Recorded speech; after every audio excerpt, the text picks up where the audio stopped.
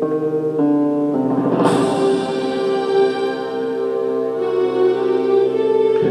what you are and where you are because what's gone into your mind. You can change what you are and you can change where you are by changing what goes into your mind. You cannot become what you need to be by remaining what you are. If you can't take a huge step to begin with, take as big a step as you can, but take it now. That's the key. You gotta take it now. You can have everything in life that you want if you just help enough other people get what they want. Today's a brand new day. I'm Captain Mark Stevenson, and this day is yours. That's for sure. I'm so glad that you joined me once again for another episode of What's the Real Truth. My name is Captain Mark Stevenson. Yeah, I'm a boat captain, but I'm also the founder and CEO of the International Stevenson Foundation. We help ex-offenders.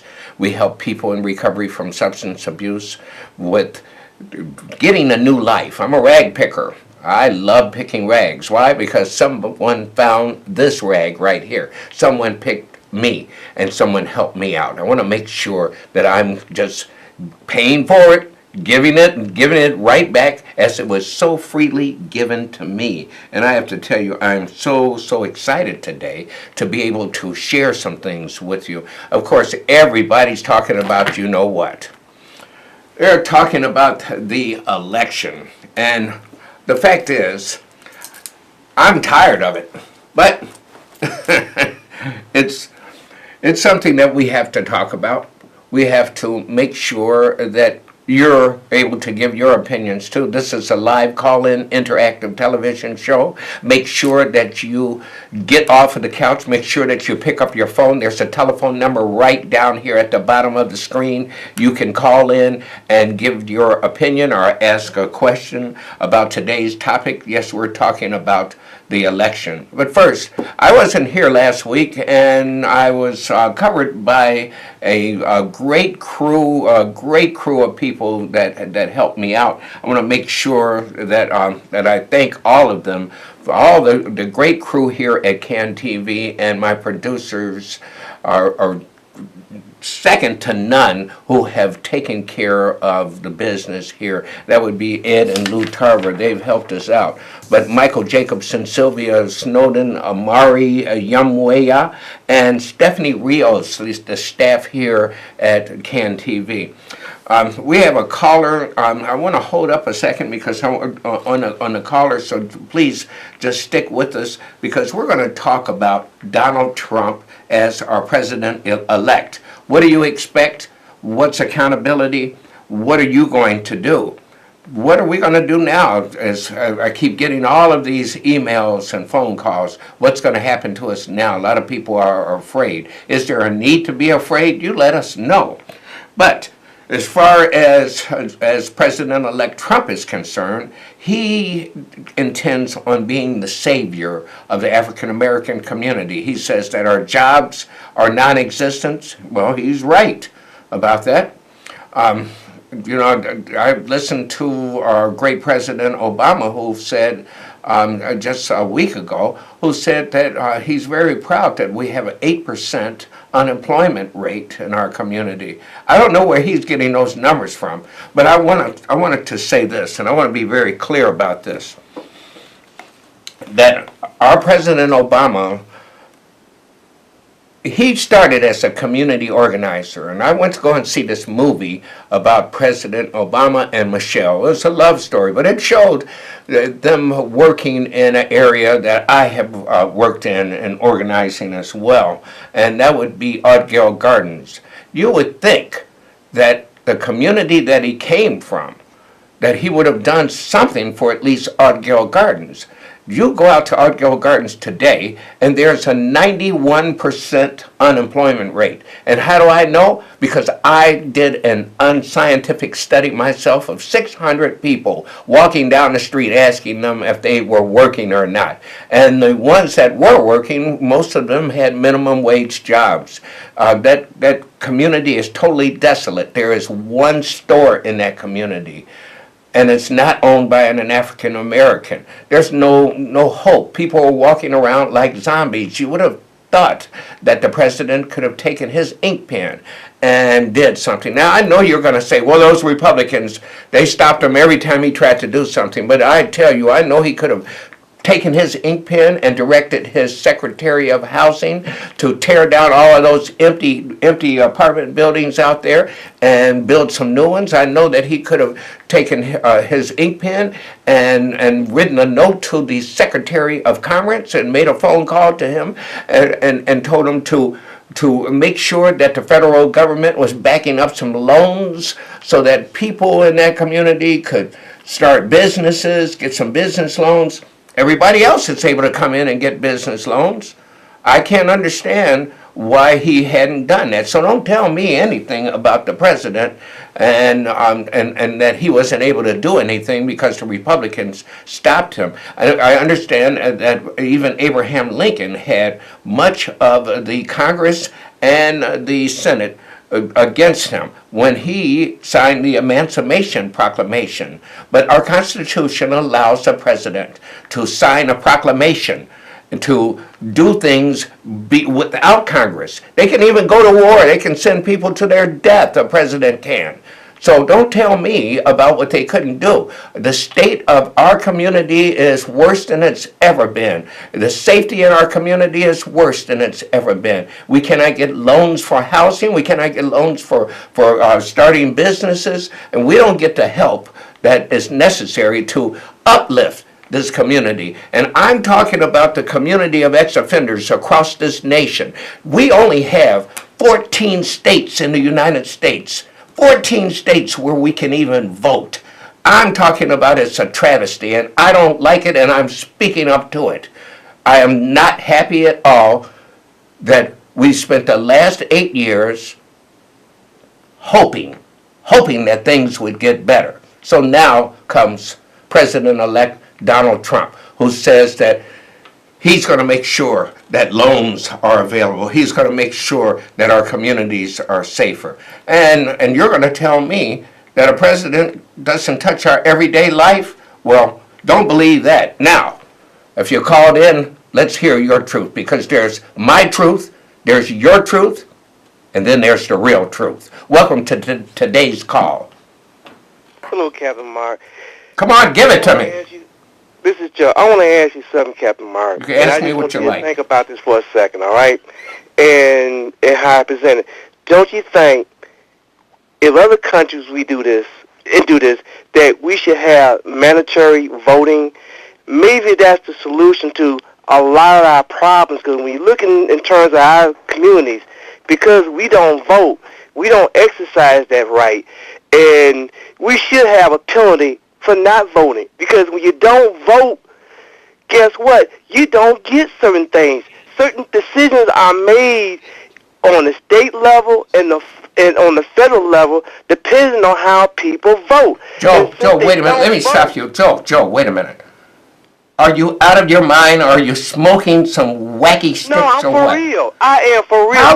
How can you expect to force people to vote? That's like forcing somebody into their greatness. That's like telling somebody there's a job down the street. You can go to school and get your doctorate degree. I can't force you into your greatness no more than I can force you to vote. What are you talking about, Joe? They penalize people if they don't have insurance. They can penalize people not being in the Affordable Health Act. Why won't they penalize people for not voting? That makes sense. You're going to do one and you're not going to do the other one? Well, you're talking about something where people had to have people that fought and died for people to be able to have a choice. They may have certain effect in their lives and all that. Well, then tell some of your brothers and sisters who didn't bother to go out and vote that because they didn't go out to vote, that we have a person in there right now because they didn't bother to vote. Wait, I don't care who you vote for. Vote. That's my point. And maybe a lot of things wouldn't be happening if people go out and vote. You talk about that area, all right? Maybe if people voted. Every time you go to the store and you spend your money, guess what? You voted as well as too. Well, very good, Joe. Very good. Let me tell you something now. We're going to let you go, but I want to thank you for your call, and I thank you for your argumentative attitude, because I always love hearing from you. But on this one, you're wrong. Ladies and gentlemen, well, we live in America. We have a right to our opinion. Take care. Absolutely. Look, I got a right to the button, and I'm cutting you off now.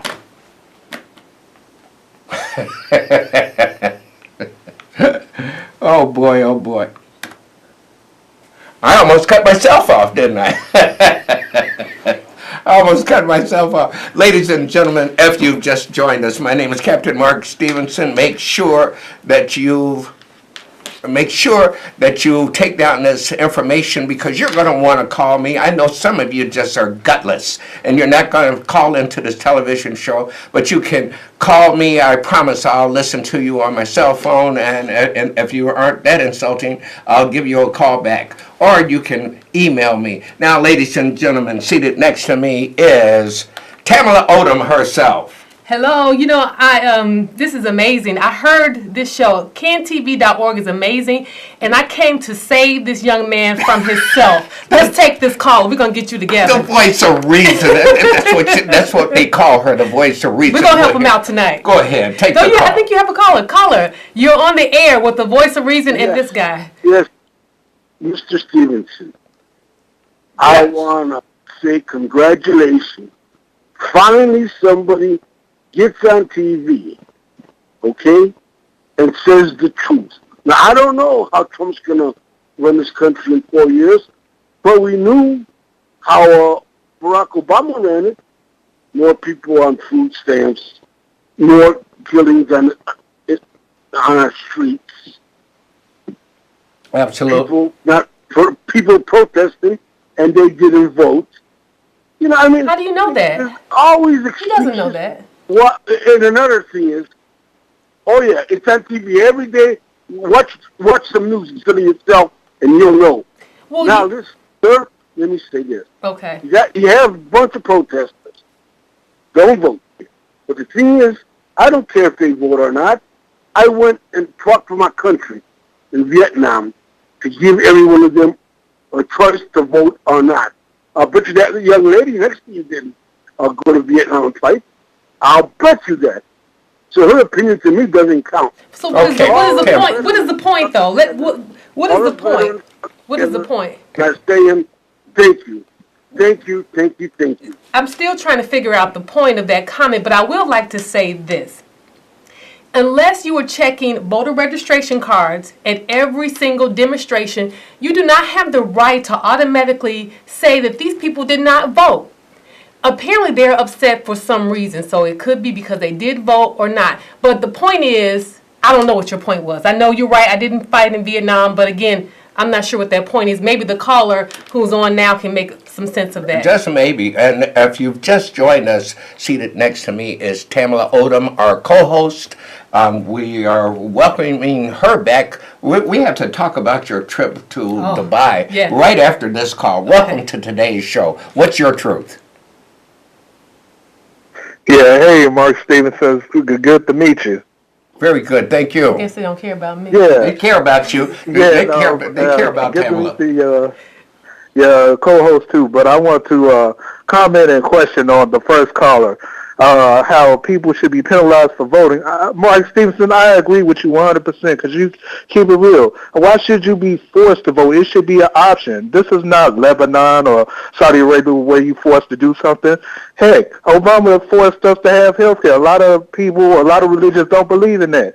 And I know my friend Charles Butler, he's a good friend of mine. I mean, Barack Obama is the worst president we ever had. These people vote for him just because he's black.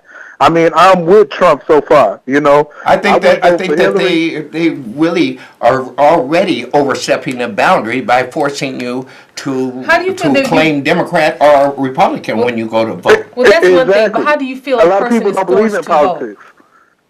Right, that's what I'm saying. One second. To the caller, I want to. 1 second, Tamala.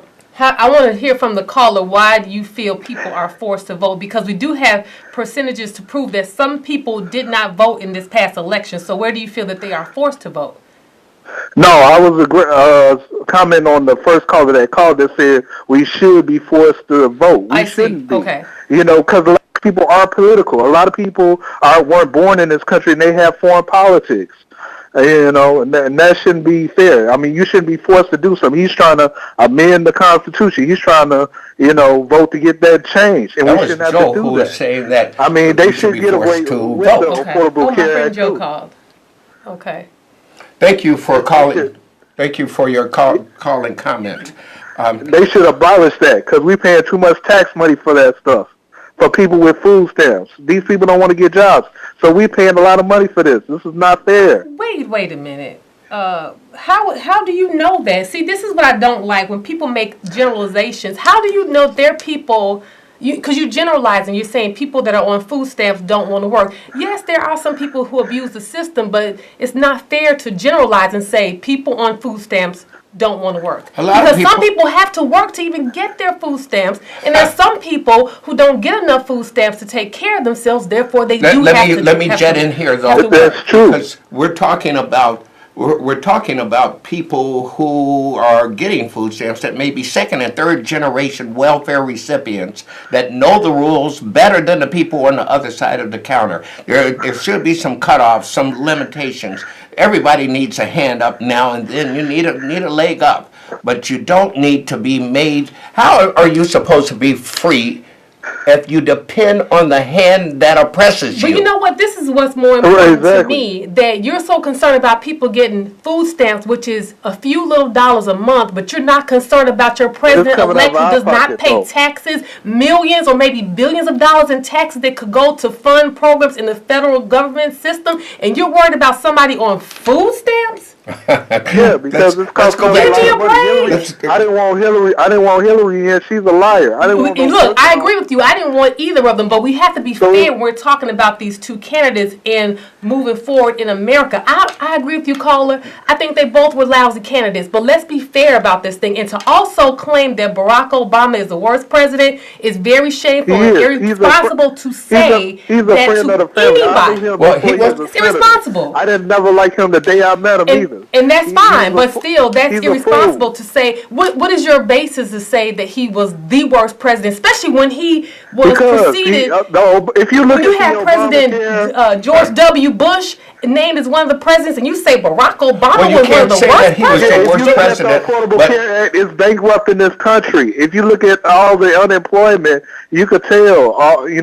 By him creating more jobs is bankrupting our country. Thank you very much for your call, sir. Yeah, maybe I'm not the voice of reason like I thought I was going to be. Thank you very much for your call. We appreciate you calling. But Tamala, I have to tell you, it's not fair to call the President Obama as our worst president, but I'll tell you one thing, he failed our community miserably. After this call, maybe we can prove that with some statistics. Absolutely, I like numbers. Come on, see what you got. Absolutely. We have another caller. Welcome to today's show. Pity has turned up. Let's talk facts, okay? When the president came in, the House was in a mess, our financial. First of all, people 401s was in the toilet. Yes. Look at the financial market. It was in the toilet. We had people's houses that was valued, that was overpriced. We had people buying houses. Wait a minute, Joe. Wait a minute. In the first place. Those are facts. Joe, it is. I don't know why my cutoff button is not working, and I want these producers to find out why is this cutoff button not working. There was some evidence. That's the bottom line. He inherited a mess. We was heading for a depression. Yes. And those are the facts, whatever. And then people don't want to give him the credit for not this country going towards that area. We had states that were going to lay off policemen, teachers, and firemen. You don't want to give him the credit for that. Give credit where credit is due. Absolutely. Well, shame on him for this creating show is jobs. coming to an end. I just can't believe that it went so darn quickly. I came in just in time. Yeah, yes, you did. Yes, you did. You came just in time. Without question, you came in time. And I'm going to tell you, Tamala, I'm so glad to have you here. We're not going to be here next week, folks. Right. Next week will be a holiday week, so we won't see you then. But we're so glad that you joined us this week. I want you to make sure that you remember this, though. You're what you are and where you are because of what's gone into your mind. You can change what you are. You can change where you are by changing what goes into your mind. That's a fact. You cannot become what you need to be by remaining what you are. And if you can't take a huge step to begin with, take as big a step as you can, but take it now. That's the key. Take it now. Finally, you can have everything in life that you want if you just help enough other people get what they want. I'm Captain Mark Stevenson. And I'm Tamala Odom. Until next week, we'll see you then. Good night. Mama, get the coffee ready. The kid's on his way.